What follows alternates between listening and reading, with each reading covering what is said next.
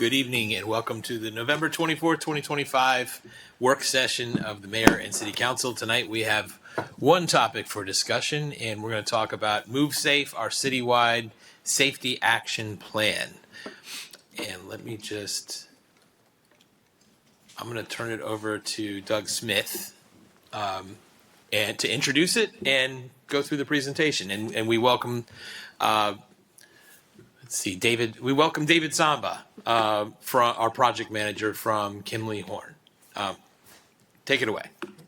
Good evening, Mayor and Council members, and thank you for this opportunity to discuss the Citywide Safety Action Plan. I'd like to introduce our consultant project manager from Kimley Horn, David Samba. Kimley Horn is being assisted by specialists from Neonich Strategies, Farron Piers, and Rossi Group.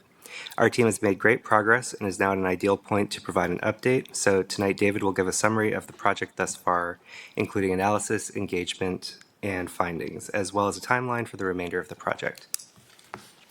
All right. Well, good evening, and thank you for having us here tonight. We really are excited to talk about Move Safe and all the work that we've done thus far, starting in the summer and to this point, on this very important project.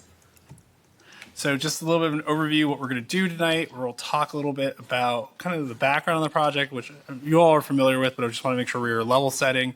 We'll talk about some of the analysis that we've done to this point and what we've been doing in the community to engage and invite the public to participate in the process. We'll then give you that overview of those next steps. And we do want to introduce some opportunity for discussion at the end of the presentation. So we will use a live polling tool called Menti. So this is the one meeting where you will be able to use your phone during it. So I'll make sure to cue you in when that's appropriate. Oh, this is the one. Okay, Yeah. got it. All right, so we did the project team introductions already. So let's talk about how we got here. So the Move Safe is an effort that is funded by the Safe Streets and Roads for All program. This was established by USDOT through the Bipartisan Infrastructure Law in 2021, and it does two critical things. It funds planning and implementation of projects, policies, and programs specifically geared to reduce or eliminate roadway fatalities and serious injuries. So in October 2023, the city of Gaithersburg received $360,000 in this federal grant for a safety action plan. So that's the planning component of Safe Streets and Roads for All. The city then added $90,000 to match to create a $450,000 project to create safer mobility for all of Gaithersburg. So what is a safety action plan? Well, it is a plan to identify and understand transportation risk.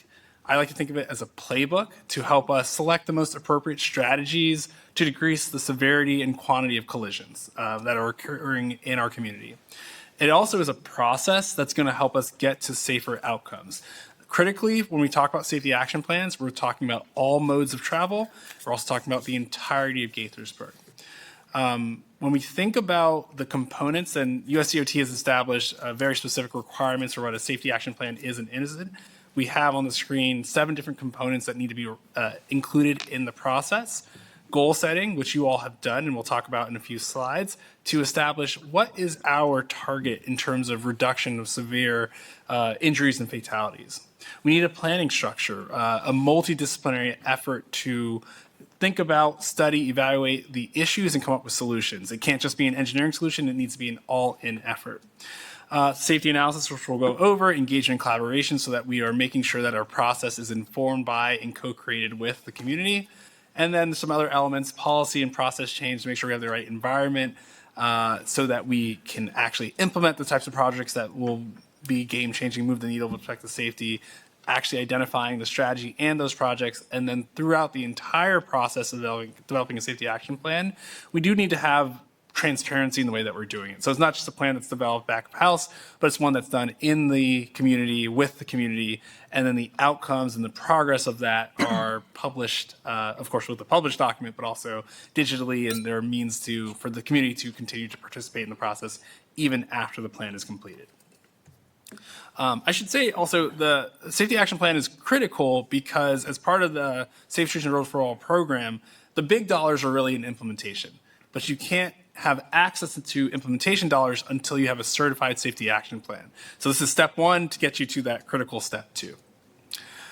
So the city established a goal, and this is even before the safety action plan, and kind of in the lead up to it. And the goal was to reduce city, county, and state roadway fatalities and serious injuries by at least 50% over the first 5 years after the study is completed. Now we understand, and I work in a lot of different communities that do have significant state or county or interstate roadways that go through it. And there's always the issue of like, well, if we don't have full maintenance control or implementation authority over changes on that roadway, how can we continue to, make meaningful strides in our safety goals? And so what we often recommend is we still want to have those conversations, we want to create those partnerships with the state, with the county. But in terms of how we might set our goals, we might set those as exclusive of those interstate facilities. So in this case, the goal we have is exclusive of I-270. It doesn't mean that we're not looking at what the issues are there. It doesn't mean that we're not going to identify countermeasures and solutions. It does mean specifically that we're going to identify those and bring those solutions and countermeasures to the attention of the state and see what kind of partnerships can be formed. So what has been the process thus far? And you'll see another diagram that explains this as well. We started with what I called affectionately the summer of analysis, where we really sought to understand what are the issues on the ground today. We looked at historic crashes. We looked at the contributors of those crashes to really understand the severities, the quantities, the locations of those. It helped us understand what the facts were on the ground. We also wanted to layer that in. Anytime we do a safety analysis, it's not just about the data. We want to try to understand the perception, the feel. So we layered that in with public engagement, and that's what we did in the fall. We had some pop-up activities where we really had this open house roadshow almost, where we were trying to get the community to participate, to know about the project, but then to participate with both an online map and an online questionnaire. And I'll give you some of that feedback that we heard. We're currently at the ideas and strategies phase, and I'll explain that a little bit more, but with a little bit of the understanding of what the issues are and what the community desires, we're starting to head into that phase now of, well, what are the right solutions to make all travel, whether you're walking, biking, taking transit, scooting, what are the solutions that'll make all travel a little bit safer in the city of Gaithersburg? We then will look to develop the full plan, the document, the digital version of that, the action steps throughout the, or I guess 2026 winter and spring.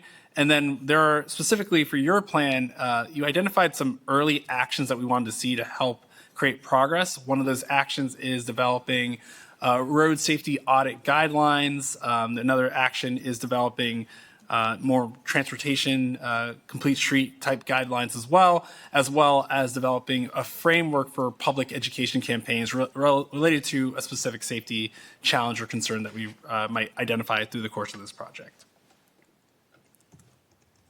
All of those early actions set you up well should you determine to pursue future implementation funding through the program. So I'll just turn it over and I'll start talking about the safety analysis. So we looked at 5 years of collision history from 2019 to 2024. And on the screen, what you'll see is what we call the CABCO scale.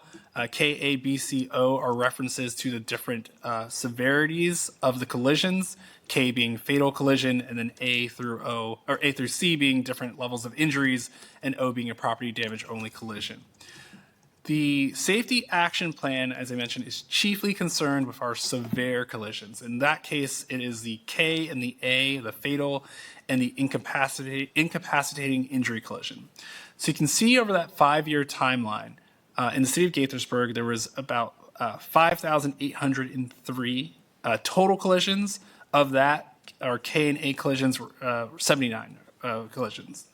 And I always bring this up that though the safety action plan and the way that DOT is looking at this, it's focused on those severe collisions, we don't ignore the B, C, and even the O collisions. That's part of the process, because if not for one, factor going right or wrong, those could be as severe injuries. And so we always want to make sure we're clear-eyed and understand what the contributing factors are behind a B or C crash, because it might underscore what the overall issues could be that are contributing to our K and our A collisions. We also look at the collision trend by year. And so on this chart, the green bars represent the total collisions, and then the green line represents our severe collisions, the K and the A collisions. And what you'll note is, and this is fairly common for many communities, during the pandemic, our overall collisions went down. Less people were on the roads. However, our severe collisions started to rise. Less people on the roads, people were driving faster. And this was I don't want to call it a phenomenon, but this was a trend that was seen in many communities. And so that continued 2020 through 2021. Those severity crashes went up, faster vehicles, also more exposed and vulnerable pedestrians. That was the trend that was occurring. We can see, though, that it did start to dip the other way. In 2022, our severe collisions went down from 18 to 10. But unfortunately, if we look at 2022 through 2024, and this is current as the time that we put this presentation together, we're starting to see a rise in that severe collision again, from 10 in 2022 to 17 collisions in 2024. So this is the trend that we want to reverse. This is what we specifically are going to target. And again, as we work to alleviate the pressures of the safety conditions that are creating that 17 severe crashes, we hope also to bring down the total number of crashes if we can. One thing we like to do, and it's helpful, is to put this in context of our regional trends. Is Gaithersburg an outlier, so to speak? So on this chart, in the black bar with the orange boundary, kind of in the center of the chart, is Gaithersburg. And we compared it with the state of Maryland, Montgomery County, city of Rockville, Bethesda, and Frederick County, I believe. City of Frederick, not Frederick County. And this is all normalized, so it's all collisions per 100,000 residents, so it's kind of an equal playing field. And interestingly, if you look at the city of Gaithersburg, if you look at the historic collisions that occurred from 2020 through 2023, Gaithersburg was the first or had the most amount of collisions amongst the peers, excluding, of course, the state of Maryland. And then if you look at just this most recent year in 2024, about the second most, again, excluding Maryland as a state, second most of the local communities with about over 1,300 collisions. So we do this because it helps us understand, again, is there a regional trend, or are there things happening in the area that we need to pay attention to? Is this a broader issue than just at the city of Gaithersburg? I think if you look at this, though, the Gaithersburg did have the highest or second highest number of collisions. It's not extremely an outlier, but it's trying to spotlight again on why this is so critical for this community and at this time to start to reverse that trend. So reversing the trend. I set myself up well here. So 2024, I mentioned our severe collisions was 17 K&A crashes. And so on this chart, the dashed green line is essentially showing us where we'll be by 2031 if the trend doesn't change. In making some assumptions about the average number of crashes, average number of severe crashes each year, by 2031, we would be at about 20 crashes if there is no change. What the city has identified is that 50% reduction by the time the plan is published. So let's assume the plan is published in 2026. We think that we'll have about 16 crashes per year. If we achieve that 50% reduction, working strategically year over year to keep that number low, what we're hoping is instead of having 20 severe crashes in 2031, we would have, we hope that there would be none, but the 50% reduction would get us to 8 severe crashes. So that is kind of the benchmark that we're setting for ourselves. We are going to identify strategies for you all, countermeasures, solutions, policies that we hope will exceed that, but that's the starting point and the benchmark. That first part of the safety action plan, the goal setting, that's exactly where this comes in. So we set our goal, and we are going to look to exceed that goal. So it's not just the numbers. We try to look at the facts and the contributing factors behind the crashes. So just on this slide are a couple of focus areas that became evident to us as we were looking at it. We pulled these focus areas because there's a bit of a contrast in the data, and you can see what I mean when I describe it. So impaired users represent 8% of total collisions that were reported, but they represent 15% of those severe collisions. So that there's a little bit of that imbalance, right? So almost a doubling there. Our single vehicle collisions represent 15% of collisions, but 43% of severe collisions. So again, if we're starting to focus in on what are those types of collisions, incidents that are contributing to that KA crash that we want to focus on, this distinction or this difference between its prominence in the total collisions, its prominence in the severe collisions would lead us to focus in on that. Similarly, you'll see pedestrians and bicyclists. This is not surprising because pedestrians and bicyclists are so much more exposed compared to being in a vehicle. So 6% of total collisions, but any collision, 44% of those severe collisions.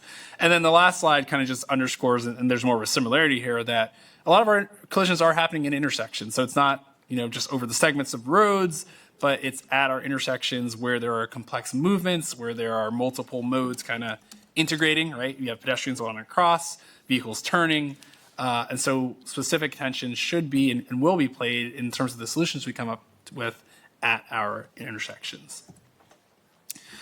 Okay, so part of the safety analysis is the development of a high injury network. So we studied where all the crashes are occurring, we studied where all the severe crashes are occurring, and we develop a high injury network. That high injury network represents the road segments in the city that have the greatest concentration of total and severe collisions. We do a little bit of weighting, so we weight the severe collisions higher than all the other crashes, but again, I did mention that we don't want to just ignore those. So they're part of the process to develop this network. So what do you use a high injury network for? It helps you prioritize which locations might float to the top in terms of where we initially work to develop some safety treatments. The thinking is that these are the roadways that have had the most severe collisions in the past, then if we target improvements along those, we will prevent future collisions. So interestingly, if you exclude the interstate segments, the percentages here, the high injury network covers about 73% of total collisions and 84% of severe collisions over the past 5 years. But it makes up about 17% of roadway miles. This kind of relationship is what we look to see. What we often find in communities like this is that the majority of our severe collisions are happening on such a small amount of roads, and that helps us prioritize and target. And we know that if, though it's not a lot of roads that we might propose countermeasures for, these are the roads that could have the most significant impact in a positive direction. So high injury network is focused on where crashes have been. We also develop a high risk network. So this is more, let's call it proactive. I guess the high injury network is also proactive, but it's based on past data. The high risk network is based on factors that, in our mind, based on what we're seeing in the crash data, but also based on our industry knowledge, factors that can contribute to crash. So this is assessing, these are the corridors that have that higher risk, and we could do put some proactive measures in place to prevent crashes from ever occurring.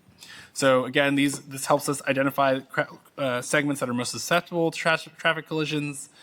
Some of the factors we look at are the number of vehicles on the road, the vehicle volume, the number of lanes, the roadway classification. Are these roads that are designed to carry large amounts of vehicles at higher speeds? Are there sidewalks along those roads? And that can kind of go both ways. Sometimes sidewalks along a slow-speed road is great and not a risk factor. Sidewalks along a high-speed road could be a risk factor if there's not an adequate buffer. We pay attention to speed, and we look at zoning as well. Are these in locations or are the corridors along areas where we expect to see many pedestrian generating land uses, things like that. So the high risk network, kind of similar to the high injury network, makes up about 16% of roadway miles. There actually is a pretty good overlap between these two, but we do pick up a couple extra corridors, which is useful for us in our process in terms of what we're looking at. And then lastly, we look at hotspot intersections. So we paid a lot of attention to our corridors, then we want to look at our intersections. I did mention that intersections are where the most or a significant quantity of crashes are occurring. So we looked at all the intersections, that we assigned like a radius around each one. And we looked at all the crashes that are occurring in each intersection. We weight that by severity. And then we identified the top 15 intersections by that severity scale. That's what we kind of did that as an independent analysis. Montgomery County actually does a predictive analysis very similar to this, where they look at intersections based on exposure. So the amount of activity happening in it, walking, biking, and driving, the roadway characteristics, and other factors. So it's not necessarily looking at crashes, but it's like predictive. So interestingly, when we pulled the Montgomery County analysis, 17 intersections in Montgomery County's top 15 intersections were in Gaithersburg. Again, underscoring why this is so important for Gaithersburg to pursue this project now. And then when we kind of overlaid those two on top of each other, so that's 26 total hotspot intersections, but 6 were identified on both lists. So it kind of was a confirmation for us that we had identified correctly many of the most significant intersections. We've identified a couple that Montgomery County didn't pick up, which is useful for our process, and we've integrated some that we didn't pick up. So it allows us to kind of better target specific intersections for an improvement through this process. And the last thing we did on the collision specifically is we developed what we called collision profiles. So this is almost like a crosswalk of issues that we're seeing and recurring patterns that might help us lead us to future solutions. So just 3 that we'll show you tonight. So we talked about single motor vehicle collisions on arterial roads specifically.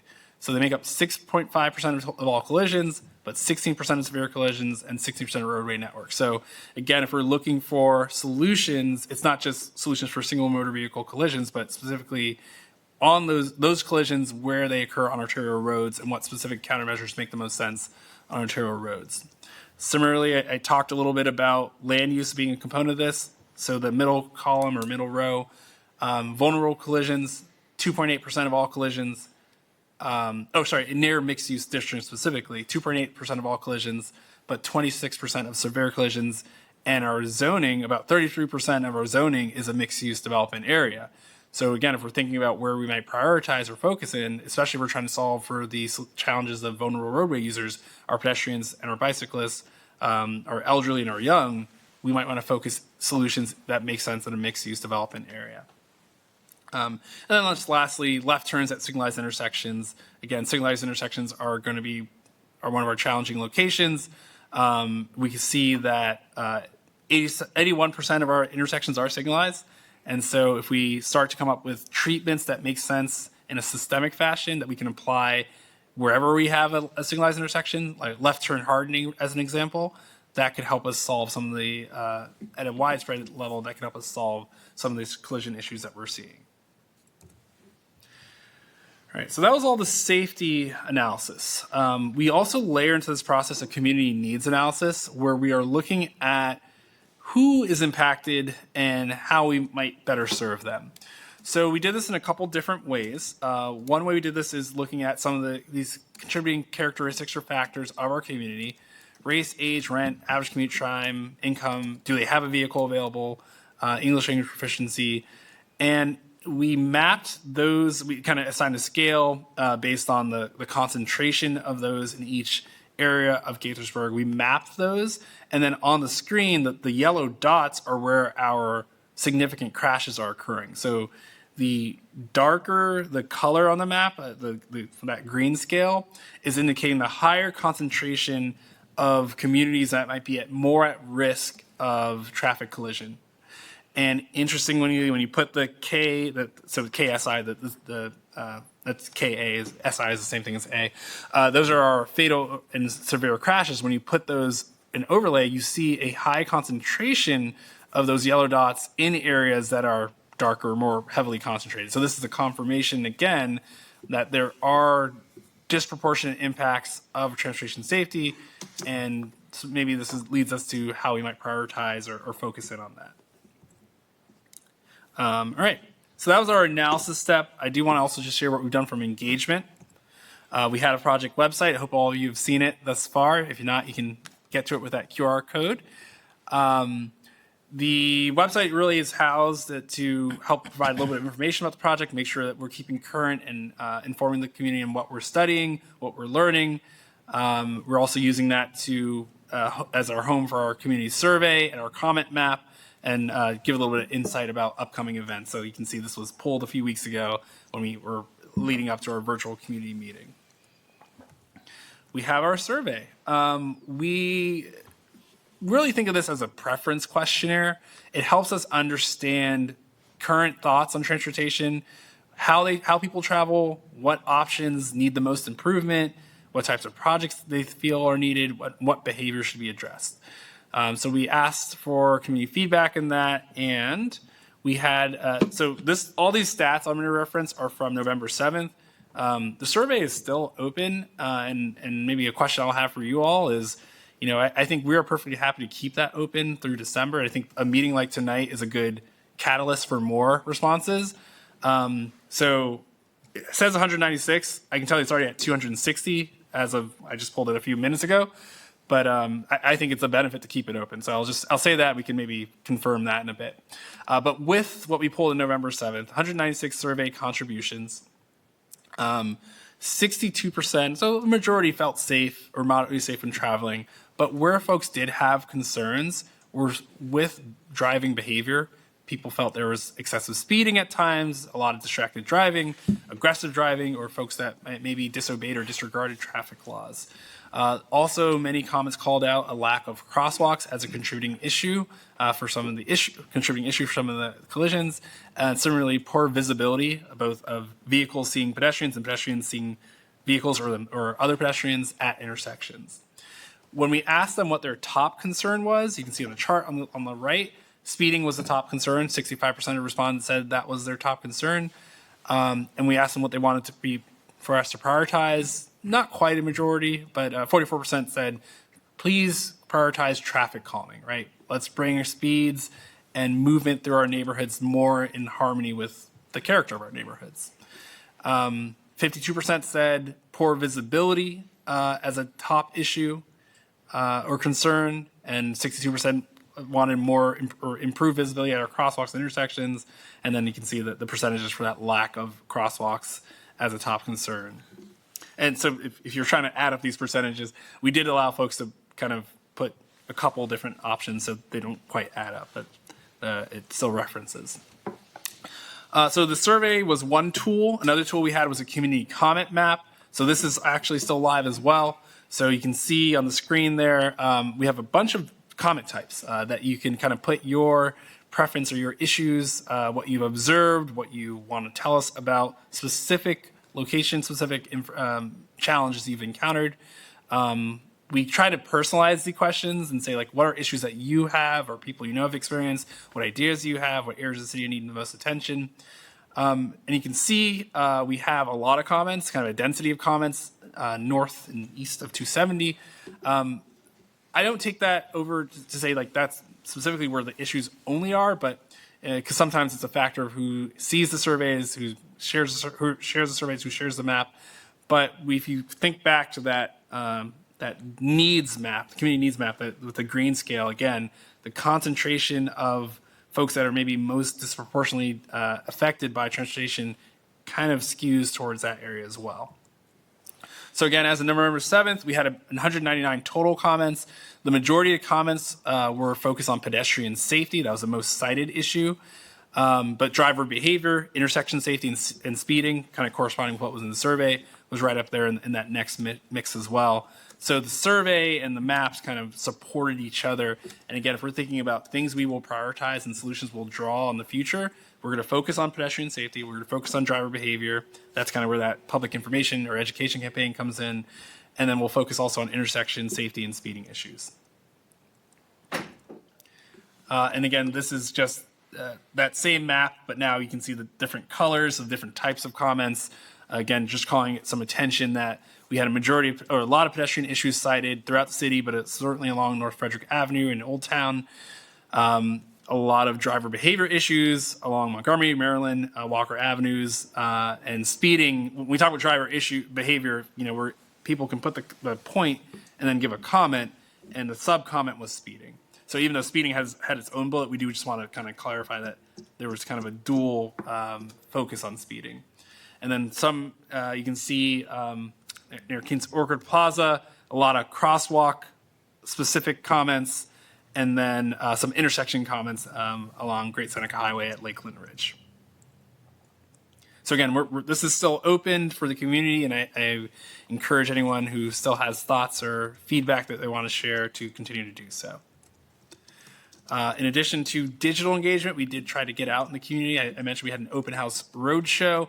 We kind of recognize that it's hard to get folks to come out to a community meeting, so we went a little bit more lower kind of more meet the people where they are, right? So we did this at the Transit Center, we did it at the Mega Mart and the King's Laundromat, hung out there, had a little table, we passed out some information, we told people about how they can contribute and participate. We were really trying to market or advertise the virtual public meeting, but we also were letting folks either take the survey there, use the public comment map there, or just gave them a QR code so they can do it at their leisure. We had a total of 505 interactions. So interactions is let's say a 30 to 45 second conversation, which doesn't sound that long, but if you have a 45-second conversation with someone, you can get out a lot of information. Interestingly, 83% of those were done in Spanish. We always bring native Spanish speakers to the team as our street team to make sure that we are supporting that community. We passed out 123 fact sheets and 407 postcards, like little quick fact sheets were sent out or handed out as well, which helps with the interaction. All right, and so I'm wrapping up here. So next steps. So where are we now? Where are we tonight? So we have, I think, identified, at least from the crash analysis, safety analysis, we identified what the issues are. We're still very curious to hear more public feedback. That's never a closed door. But we take the safety analysis, take the public feedback. We also have a safety kind of committee that's part of that planning committee of stakeholders from across the city departments, also participation from the county. So we've gotten some input from them as well. We have our high injury network and our risk network, and we have our best practices. All of that is input into identifying what projects are going to help us move the needle, what policies need to be in place to improve that safety culture, and then how do we prioritize both those projects and the policies. So that's the step that we're at now, is thinking about all those things and developing those projects, priorities, and policies. So this is just another way of looking at that. So in this step, we want to think about which locations should we prioritize, which intersections, which segments. Once we prioritize those, what are the countermeasures? Is it a spot treatment? Is it a full corridor project? Is it something that's systemic, where we say anytime you have this condition or this issue, apply a treatment? And an example of a systemic treatment might be posted speed pole or pole-mounted speed feedback signs, right, along arterials, if we identify that our arterials are where we're having the most speed issues. We do an investigation of the policies and the processes that could help you become kind of unified in your safety approach.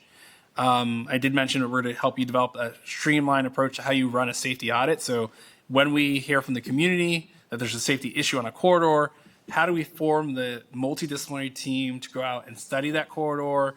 What are the same questions that we ask ourselves? What's the way that we look at the corridor? We want to create some consistency for you based on best practices. So every time you do a safety audit, we know that we're not missing something.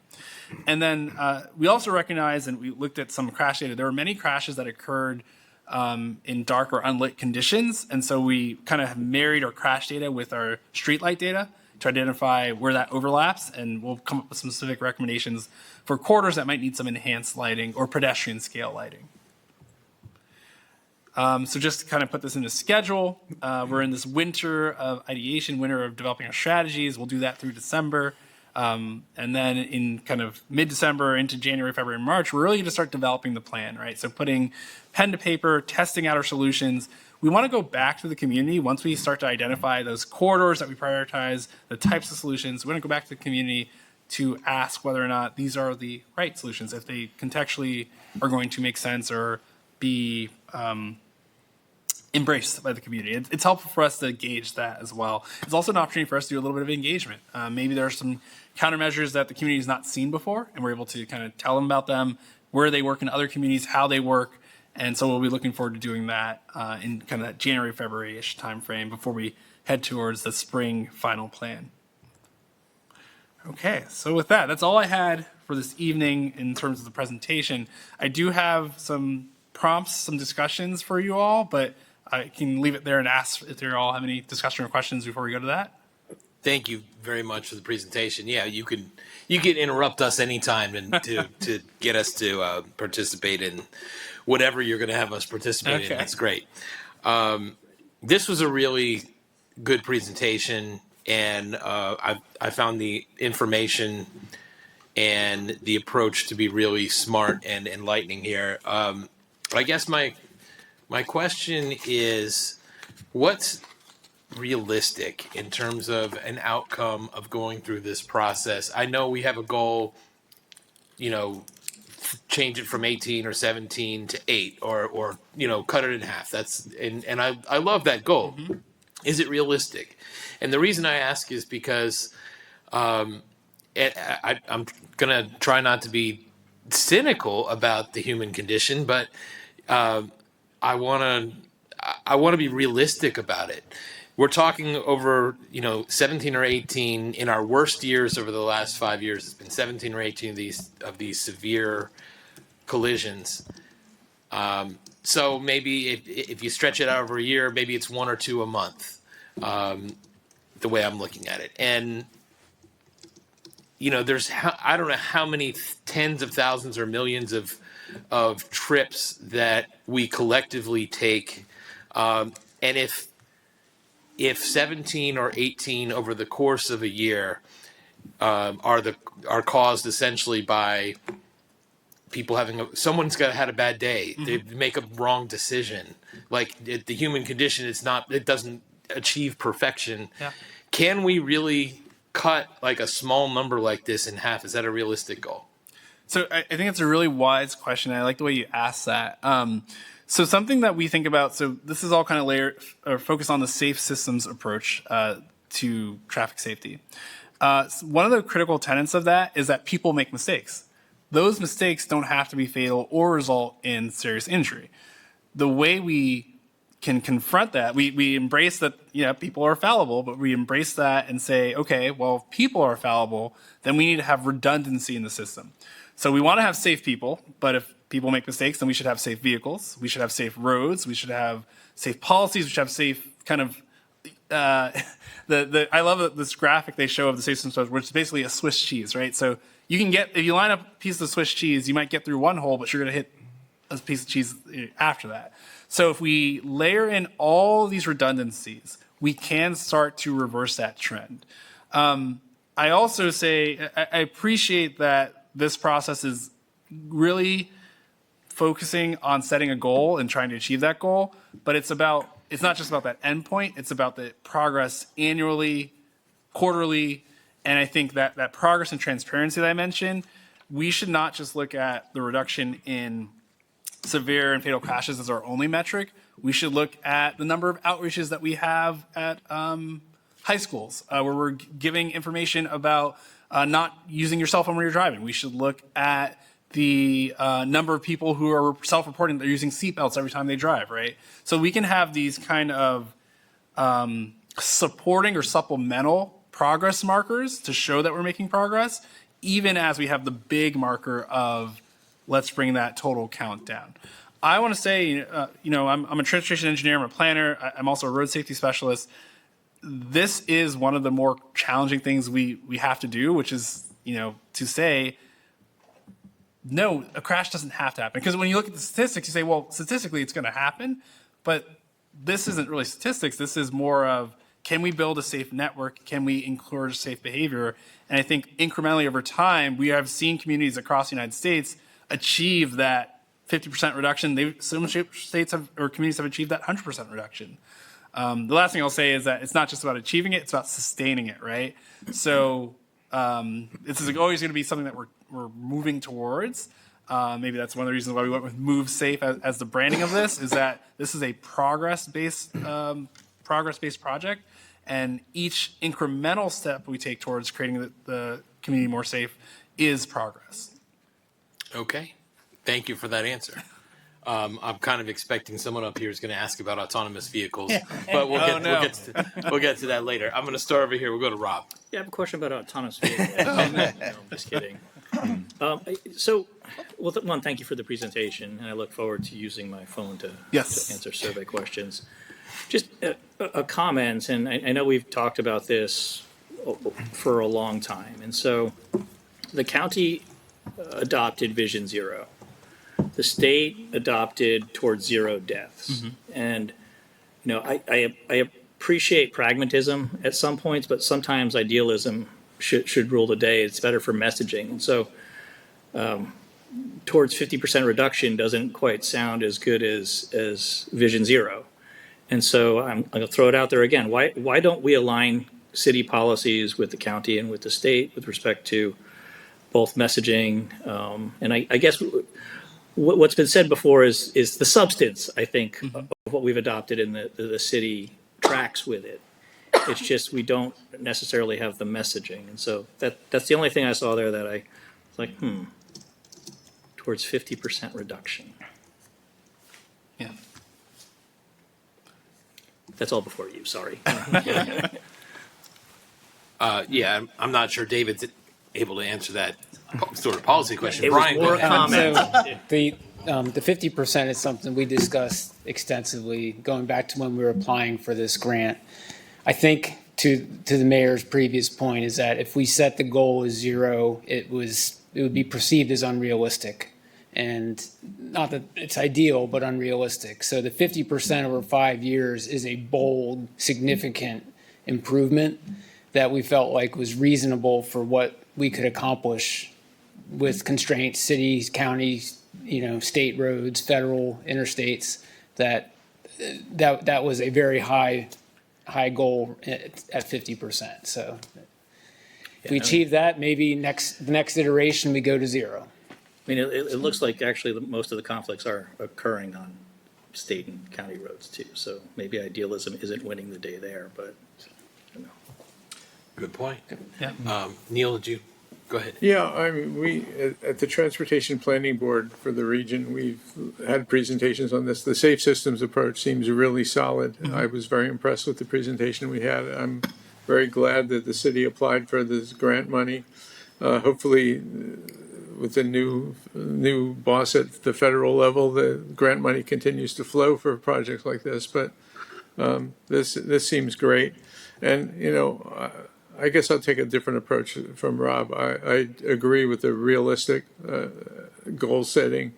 It would be nice if we got to zero, but we'd have to keep everybody at home. And I think moving is still something that is part of the goal here. So I think this is great, and I look forward to seeing what happens next.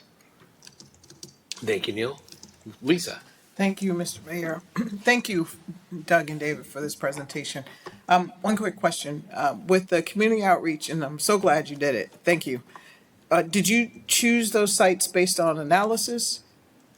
Okay, based on the... So we Okay. kind of looked at our engagement firm, NeoNiche, is pretty in tune with the community, and they've done some project engagements before. So they were bringing in some kind of prior knowledge about where folks kind of already are. We specifically love to go to the Mega Mart. We feel like we get a lot of engagement when we go to that community. We know that there's some gaps in the engagement. I think that when we go to phase 2, we're going to look to see if we can round those gaps out. One of the things that we really wanted to focus in on, I recall from like our earliest meetings, we wanted to make sure we were getting kind of our multifamily community, our renters as well. Sometimes just the nature of the project, or like when we have evening meetings, we hear a lot from like single family homes, but we want to make sure we're trying to spread out across the community a little bit. Okay, thank you. Yes, you may remember last year's local road safety project. We had a lot of trouble engaging with renters. So that was really the main focus of our outreach events this year. Okay, all right, good. Good deal. Thanks, Lisa. We'll go to Jim. Thank you, Mayor. Thank you, David. Thank you, Doug. I've been a big proponent of trying to drive folks to this program and get folks to engage, and really appreciate the information. And thank you to Brian. I had the opportunity to attend the virtual community meeting, and I thought that was there was some good engagement from the community, particularly from the Kentlins. I also appreciate the alternative approaches that you took to the outreach on this. I wanted to ask, I saw the QR code signs all around the neighborhoods, and I wanted to ask, how effective do you think those signs were? Is that something that we should be incorporating into future projects? So we like to use them. I'll just say kind of broadly across a lot of the projects that we're working on. Folks are used to QR codes now. They're not I'd say they're not as skeptical of them. And, it captures the people that have their phone in their pocket, right? We know that's not the only way to reach people, and we know that not everyone's going to have a phone. So we try to supplement it. It's never going to be our only approach. But we're finding utility in it across a lot of projects that we're working on. Okay. Yeah, I'd be curious to see just, the data on that. And we always talk about ways to increase communication about all kinds of city events. So if we're finding success in this, I think it might be opening doors to future opportunities. With regards to the, trying to reverse the trend and looking at the projections, are we factoring in any changes in population as we're looking forward? Is it based on per capita? How are we figuring out those numbers so that we land at that 8 number? So that's a great question. That was I guess we did a simple growth calculation. So I believe we looked at the Baltimore Metropolitan Council kind of projections for growth. I don't believe it was significant. So we zeroed it out and just did a kind of flat 50% reduction of that 16 down to 8. It would be interesting. I think I can kind of direct the team to just do another cross check. If you all have projections for growth in 5 years, we can do a cross check and see. I'm going to guess it's not going to change that number too greatly. But it's something worth checking out. Okay. Thank you. With regard to some of the outreach and just conversations we've had in the community, was hearing a lot about e-scooters and people on e-bikes and being on sidewalks. And it was great that we have allowed bikes on sidewalks, but I've been hearing kind of anecdotally from folks that they almost got run over by somebody. Or today, honestly, I saw I think it was a student, twilight, on a scooter. There's no reflectors, there's no lights. They were in all dark clothing and never even looked as they were, going right into a crosswalk. I don't believe we currently have any regulations as far as speed limits for e-bikes on sidewalks or things like that. But are we tracking, any conflict points on sidewalks with this? And if not, maybe that might be something as we start to analyze and figure out how do we move forward, incorporating some kind of regulation. I know it's not necessarily easy for somebody on a bike. I'm a cyclist myself to know that, you're going 12 or you're going 17 downhill. But I know some of these personal devices do have the ability to either throttle or set that speed max. limited. Do we have any information on that currently? So I'll say, unfortunately, and this is just common in our industry, and you notice I talked a lot about collisions, and they're mostly vehicular collisions, right? Unfortunately, the majority of our collision data is vehicular driven. We know specifically that pedestrians and bicycle collisions are underreported. Either they don't rise to the level of severity, and so they don't get reported, or we're not collecting that as easily as we collect, a traffic crash and then we have a police report and things like that. So that's always going to be a data gap. I think there are things that can be done to offset that. There's some big data tools where we know if someone's using a scooter or bicycle because of, they got their phone in their pocket, there's Bluetooth, and so we know how fast they're moving, so we can assume they're a bicycle or a scooter. I think we're doing this a lot through anecdotal. We asked in the survey and the map, we asked about kind of e-mobility, or both electric mobility, but also scooters, manual paddle scooters. We asked about issues that folks are having with that. My thought process, or our thought process, when we think about scooters or bicycles on the sidewalk, is what really gets you is the speed difference, right? Mm-hmm. And the challenge is when you're on the sidewalk, are you a pedestrian or are you a vehicle? And sometimes, even if you're on a scooter or a bike, you feel like you're a pedestrian because you're going slow and you're able to weave in and it's okay. But if you're moving at a speed that's significantly different than a person walking or a group of people walking, then that creates that conflict point. So the philosophy we have is share when you can, but separate when you must, right? But even in that sharing, we know in these, in environments like Gaithersburg, where right of way is constrained, where our sidewalks are not as wide to allow for that kind of 10-foot, 12-foot path, sharing has to be done with an acknowledgement that you can't go as fast as maybe you want when you're on a scooter or on a bicycle. And so your point about do we need policy or regulations to support that? there are communities that are doing just that, right? Policies and regulations start, but then it goes also with the education. How do we help our community identify the right way to share space and the right way to, move on that corridor?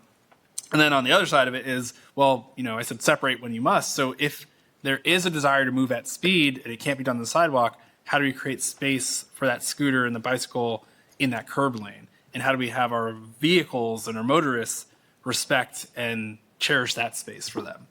And you teed up my final question perfectly, and it kind of echoes the mayor's thought about the human condition.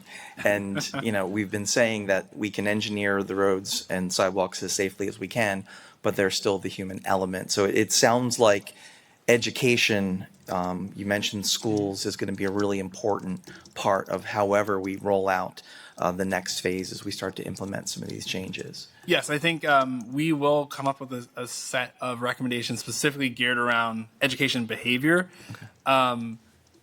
In our industry, we kind of went too far into that, and we focus too much on education and behavior. We need to have infrastructure solutions, but again, with the safe systems approach, it's kind of an all-in approach, right? So we're going to kind of develop those recommendations at both ends, and hopefully create what we call the safety culture, right? So people should be thinking about how they move and how they share space and how they make sure that not just that they're safe, but their neighbor or the person they're walking alongside or driving alongside is also behaving in a safe manner. Great. Thank you. Thank you, Mayor. All right, we'll go to Jamil. Excellent. Can we go to slide or packet page 14? Just a question. Sure. On the data. 14, you said? 14, yeah. All right, we'll get there. Sure.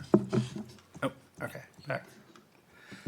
So it's interesting. I always like comparative, analysis, but I wonder if there might be other comparisons that you can do, or maybe you've done already, which are, when you look at those different municipalities, like miles driven instead of population, because you have, you look at a city like Rockville with 2 metro stations, they may have 100,000 residents that drive 2 cars. Yeah. Versus here, 100,000 residents, 100,000 cars.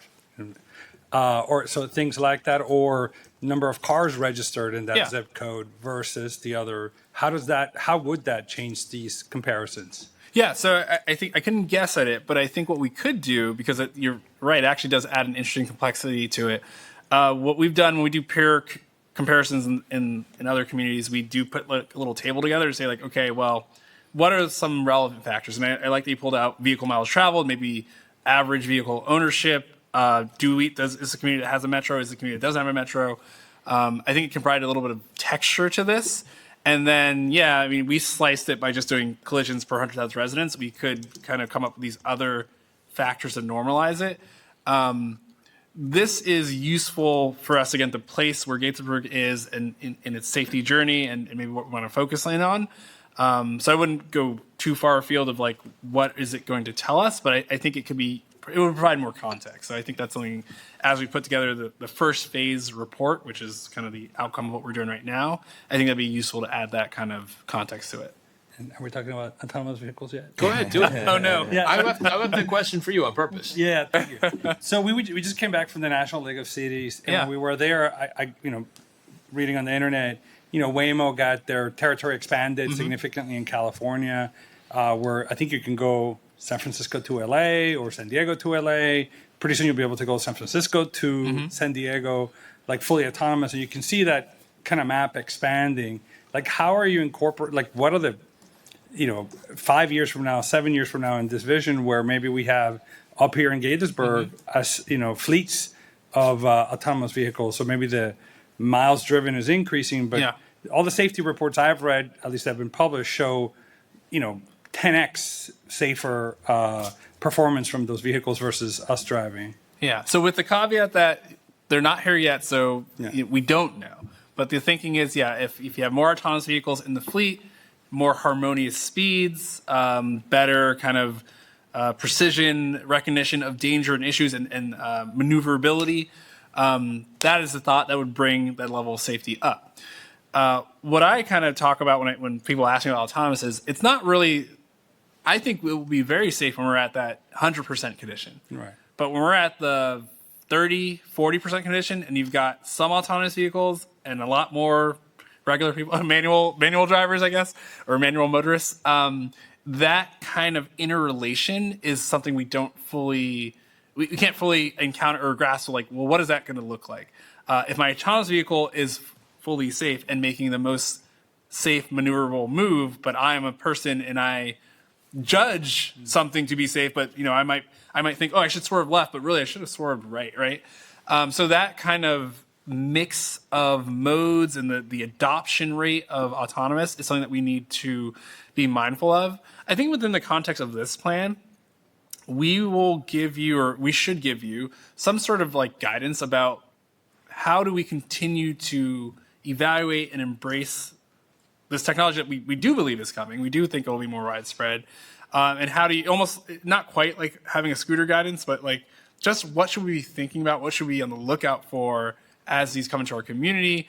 Maybe, I know there are some communities that do more like, okay, let's have like a pilot section of the city where this is where we want to see it in operation, and we want to see people move, like people walking and biking move around it, alongside it, and make sure that feels safe before we have that full deployment. So, I feel like we've been talking about autonomous vehicles at least for 10 or 15 years. And so I wish I had a better answer for you at this point, but I think it's still, we know they're going to be here, and we're still trying to grapple like what's the right way to embrace them into the community. This plan specifically can leave you some structure for how that might be done. Thank you. Thank you. And just for one more bit of context, Councilmember Wu, Ever Alert did find a section of the code that addresses speeds on sidewalks and use of electric. So it is already somewhat addressed in I think you wrote that. Yeah. That was Frank's magnum opus. Well, I remember dealing with that issue too. Okay, so I want to open this up if we have anybody who'd like to testify who's here in the room, and if so, I'll tell you all the rules about how to do it. But I'm not seeing anybody jumping up. Okay, so let me check on Teams. Do we have anybody on Teams who'd like to offer some testimony this evening? If so, just use the raise hand function, and I'll call on you. All right, I'm not seeing any hands go up, so we will leave it there.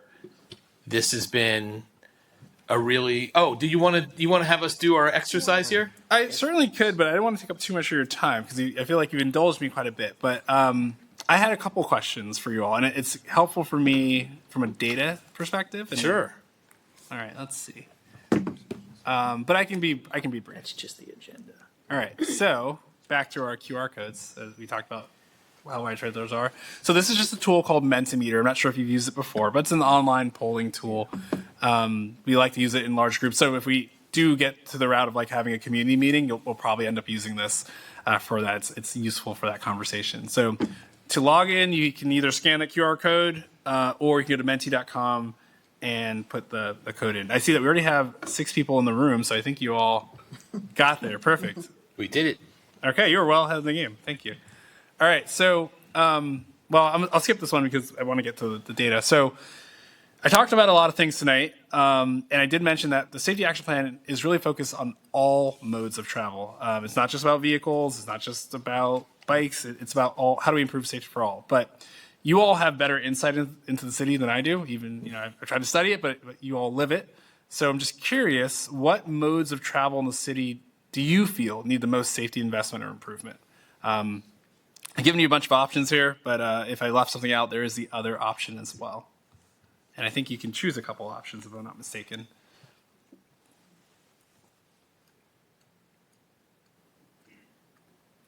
Okay. So this is helpful for me because I kind of see where the sentiment is, and I can kind of use it for a conversation. It does feel like, and this bears out, walking, biking feels like it needs the most improvement. If you think about our vulnerable roadway users, they're the most exposed, the most at risk. And there are maybe low-cost things that we can do to improve that walking and biking experience, completing the sidewalk network where we have right-of-way or space, creating those wider sidewalks, figuring out how we share that space well. We see scooters in there as well as driving. We actually have some projects that are coming up over the next couple of years that have funding and should improve our bike and pedestrian network. So the answer to this question 2 years from now may be totally different. Yeah. Well, and that's the thing about the safety action plan I should have mentioned is it's not a one and done plan. I hope it's a plan that it's an action plan. So we're going to give you concrete steps, things you can do over 5 years. But as you accomplish certain things, you can change your priorities a little bit. And then, maybe there's an action that seems further out. We don't need to do it, but then it becomes more relevant over time.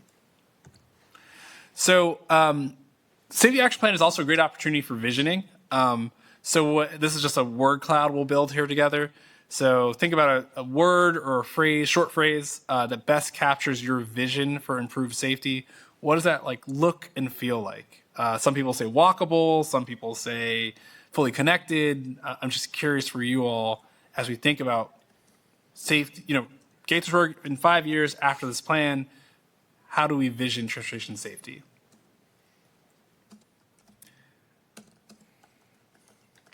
All right, so we got right out the gate, we've got smooth and efficient, multimodal, right? So again, thinking about all the ways people travel. I really like connecting communities. I think that makes me think about that we're doing something across the entire city and that it's bringing people to the places they want to enjoy. Pleasant, that's a fun word. I'm glad that's in there. Transportation doesn't have to just be about point A to B. It can be an experience. Practical, more awareness, more public transit.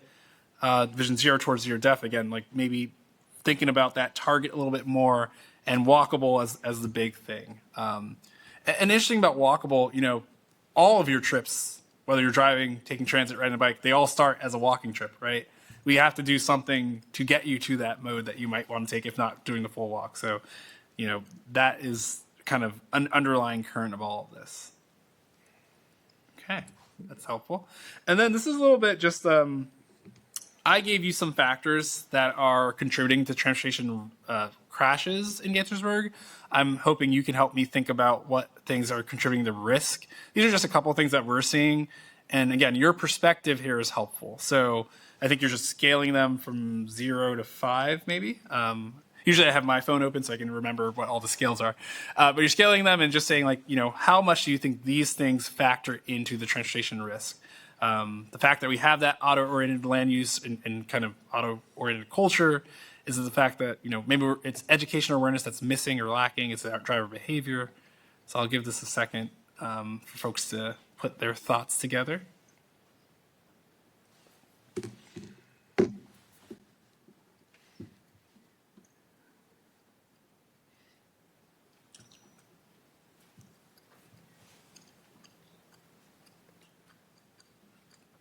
Okay, so we got about 4 folks in, and this will continue to slide a little bit as I talk, but I think I'm seeing streets that the city does not own or maintain, and I think there needs to be a discussion about that in our safety action plan and also in the strategies and policies that come out of that. Now, the great thing is, I told you we have a safety committee as part of this project. Montgomery County is a part of that. We have extended the invite to SHA as well, and so I think one thing that I would love to achieve as part of this is elevating Gaithersburg's priorities and needs in the state and county conversations so that we continue that partnership. I mean, you all already have partnerships, but we continue the partnership with respect to safety. So another thing is that driver behavior.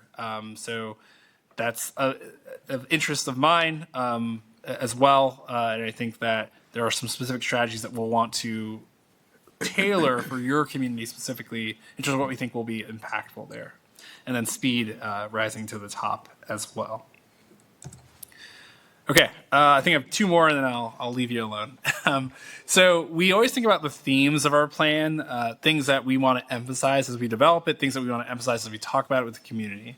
Not all these themes are going to be relevant for Gaithersburg. These are some that have worked in other communities and some that I thought about as I thought about Gaithersburg. So we're kind of, I think, putting these in order of importance. So some themes that work in other communities is that, we want to emphasize that safer outcome for most vulnerable users in communities. We focus on prevention of death and serious injury rather than just elimination of crashes.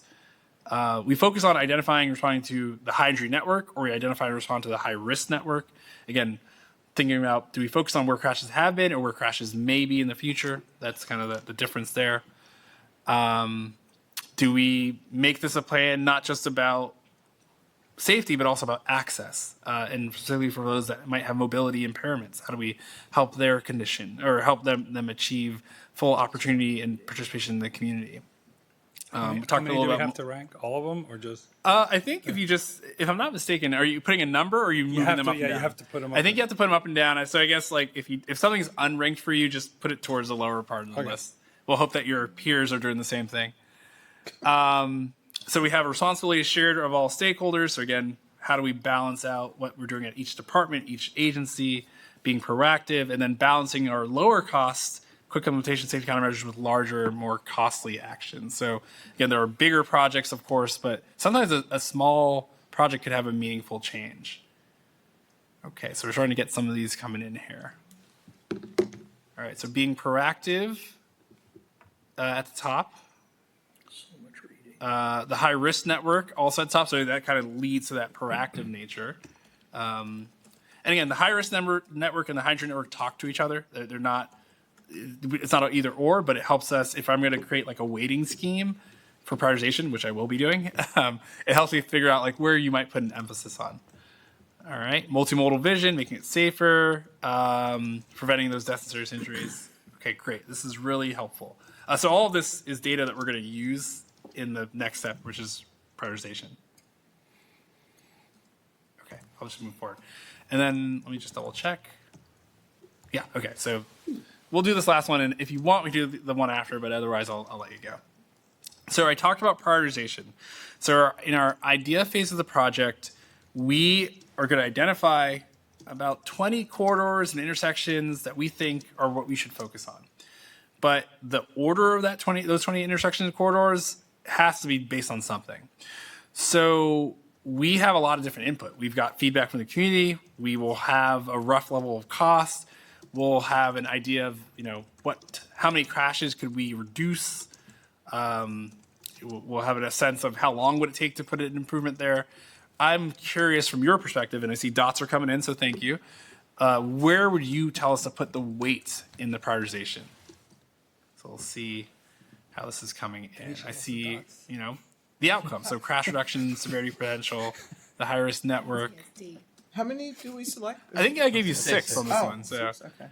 since I gave you 12 options, so I said you could choose half of them. So again, the high risk network floats to the top. How long it's going to take, the implementation timeline, and then are we addressing the most severe crashes as opposed to the most common crashes? And then the crash reduction potential. So we have a tool called crash modification factors. So like if I recommend speed reductions or if I recommend a speed hump or other countermeasures, I have an understanding of how many crashes that might reduce. So that is a useful tool. Okay, well, this is great.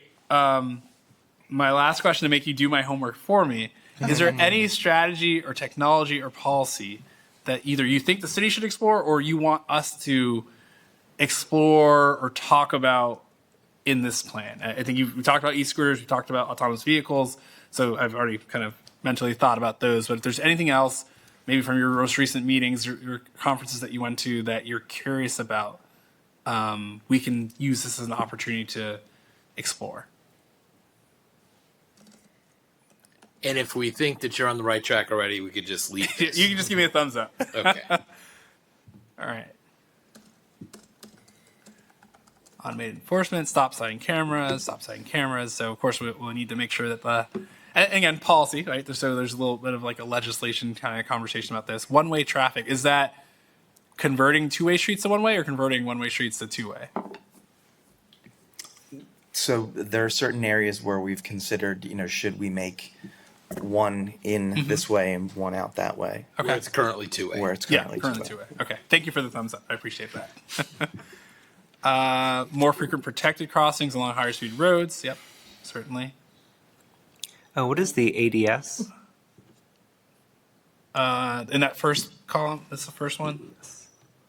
Stop sign cameras, ADS. Oh, just autonomous driving system. Oh, sure. okay. Okay, yeah. And then AI. Okay. Any other thoughts? And we can leave it here. Okay, great. So thank you for indulging. That was helpful. That was fun. It's a fun exercise. Yeah, and again, we do this with the community. Community really likes doing this part of the process. So I think, like, especially when we get to showing them solutions, we'll try to get some quick feedback from them about how they're feeling about it. Okay, great. So this concludes our work session here, and we look forward to. Always get one. What's that? The last option came in. I don't know if you saw it. More see it. cowbell. More. I could guess who that was. Yeah, really, Rob. So we look forward to seeing how this evolves and being a part of it, and I think I'm really excited about the direction that we're taking here. I want to wish everybody here and everybody watching very happy Thanksgiving. I think I know I speak for everybody here at the dais when I say when we're at our Thanksgiving tables and thinking about what we're grateful for. Everybody in the city of Gaithersburg is in our thoughts. So, and with that, I will remind everyone the next regular meeting of the Mayor and Council is next Monday, December 1st. And until next time, let's do great things, Gaithersburg. Again, happy Thanksgiving. We are adjourned.